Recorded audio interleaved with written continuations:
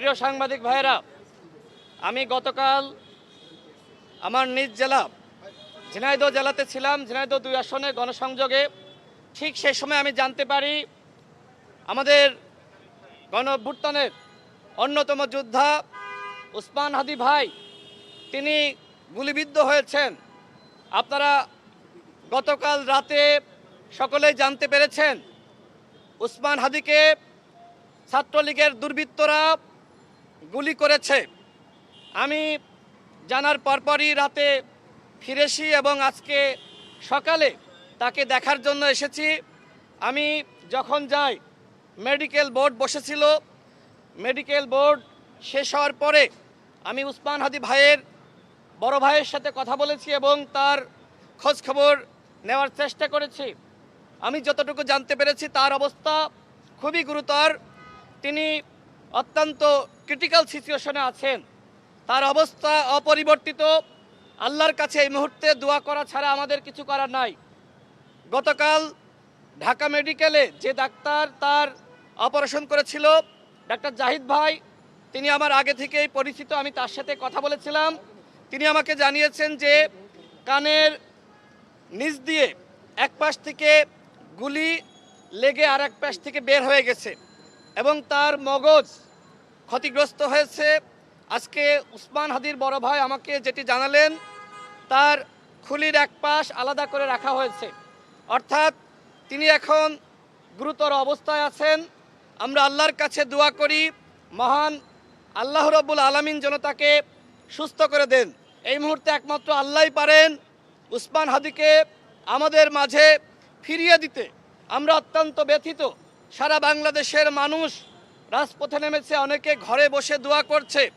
আমি এর আগে আমার একটি বক্তব্যে বলেছিলাম, সাংবাদিক ভাইরা আপনারা জানেন, নির্বাচনকে কেন্দ্র করে 50 জন প্রার্থীকে টার্গেট করেছে আওয়ামী দুর্বৃত্তরা এবং নির্বাচন বানচাল করার জন্য তারা এই ধরনের টার্গেট হাতে নিয়েছে। এবং তার অংশ হিসেবে গতকাল আপনারা দেখলেন যে কিভাবে একদম কাছ থেকে টার্গেট করে উসমান হাদি ভাইকে হত্যার উদ্দেশ্যে এই ধরনের পরিকল্পনা করা হয়েছে এবং তারা সেটি বাস্তবায়নও করেছে। সবথেকে যেটি অবাক করার বিষয় সেটি হলো বন্ধু বেশে আগে এই দুর্বৃত্তরা কাছে গিয়েছে। উসমান হাদি ভাইয়ের যে গবেষণা প্রতিষ্ঠান এবং তিনি যেখানে রিসার্চ করেন সেই প্রতিষ্ঠানে এই দুর্বৃত্তরা অসংখ্যবার গিয়েছে, কখনো মাস্ক পরে কখনো মাস্ক খুলে।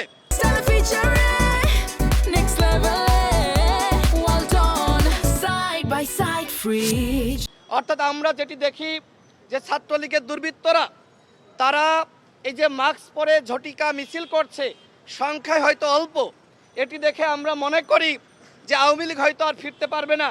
কিন্তু আজকে তারা যে পরিকল্পনা হাতে নিয়েছে, নির্বাচন যত ঘনিয়ে আসবে তাদের এই পরিকল্পনা তত বেশি তারা বাস্তবায়ন করার চেষ্টা করবে।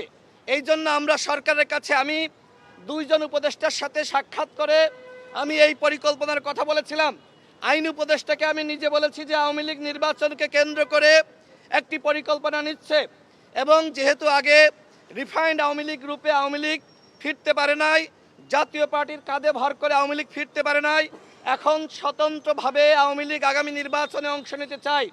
তাদের প্ল্যান হলো নির্বাচনে অংশ নেওয়া না, বরং আওয়ামী লীগের পদধারী নেতারা তারা নির্বাচনে যাবে এবং নির্বাচনকে বানচাল করবে। কিন্তু সরকার আমাদের এই কথাগুলোকে গুরুত্ব দিচ্ছে না। এমনকি আমি প্রধান নির্বাচন কমিশনার তার বরাবর আমি চিঠি দিয়েছি। আমি তাকে বারবার বুঝাতে চেষ্টা করেছি যে আপনারা যদি এই আওয়ামী লীগকে কোনোভাবে সুযোগ দেন, আওয়ামী লীগের দোসরদেরকে সুযোগ দেন, তাহলে নির্বাচনের মাঠে আমরা কেউ থাকতে পারবো না। গতকাল দেখেছেন গণসংযোগ করা অবস্থায় যখন আমার ভাই উসমান হাদি গণসংযোগ করে ফিরছিল রিক্সা করে, অত্যন্ত সাধারণ জীবনযাপন, তিনি ভাবছিলেন যে তিনি হয়তো এদেশের মানুষের কাছে নিরাপদ, সরকার হয়তো তার আশপাশে প্রশাসনের বিভিন্ন ব্যক্তিবর্গকে রেখেছে। কিন্তু কি ঘটলো, আমার ভাই উসমান হাদি আজকে যদি আমাদের মাঝে ফিরে না আসে তার জবাবদিহিতা কিন্তু এই সরকারকে করতে হবে। স্বরাষ্ট্র উপদেষ্টা কোনোভাবেই এই ঘটনার দায় এড়াতে পারে না। আমরা মনে করি এই মাঝাভাঙ্গা স্বরাষ্ট্র উপদেষ্টা তার নেতৃত্বে কোনোভাবেই আইন শৃঙ্খলা বাহিনী কাজ করতে পারবে না। সুতরাং যদি আগামীতে এই সরকার সুষ্ঠু নির্বাচন করতে চায়, যদি সরকার মনে করে জাতিকে সেরা নির্বাচন উপহার দিবে, তাহলে সবার আগে দায়িত্ব এই স্বরাষ্ট্র উপদেষ্টাকে সরিয়ে দেওয়া। আমরা দেখছি ডিসি এসপি সহ প্রশাসনের রদবদল হচ্ছে, উপদেষ্টা পরিষদের কেন রদবদল হচ্ছে না? এই অযোগ্য স্বরাষ্ট্র উপদেষ্টার মাধ্যমে কোনোভাবেই আইন শৃঙ্খলা বাহিনীকে তারা নিয়ন্ত্রণ করতে পারবে না এবং আইন শৃঙ্খলা পরিস্থিতি তারা নিয়ন্ত্রণ করতে পারবে না। সুতরাং সবার আগে আমরা মনে করি এই ঘটনার দায় নিয়ে এই স্বরাষ্ট্র উপদেষ্টাকে 24 ঘন্টার মধ্যে পদত্যাগ করতে হবে।